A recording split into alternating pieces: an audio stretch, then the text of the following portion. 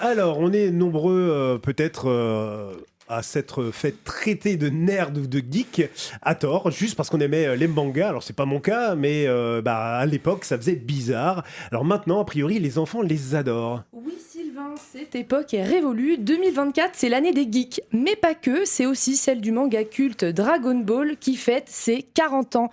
Pour l'occasion, 2 tomes vont sortir en full color dès le 6 mars prochain. L'occasion de revivre les aventures de Goku et de ses amis en couleur.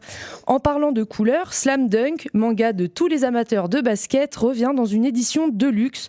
Page en couleur et grand format pour notre plus grand plaisir. Et est-ce qu'il y a une adaptation cinématographique qui est sortie l'année dernière ? Si, vous faites bien d'en parler, il n'est plus en salle, mais le DVD va sortir début mars, ça s'appelle First Slam Dunk.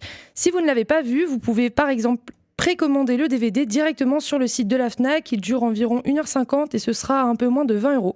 Et en manga original, est-ce que vous avez des propositions ? Oui, il y en a pour tous les goûts cette année. Vous êtes nombreux à suivre de près ce manga né dans les années 80. Je parle bien du délirant JoJo's Bizarre Adventure. Son 9e arc sort cette année. L'auteur de 60 ans nous prouve encore une fois qu'il n'a rien perdu de son imagination et de son coup de pinceau.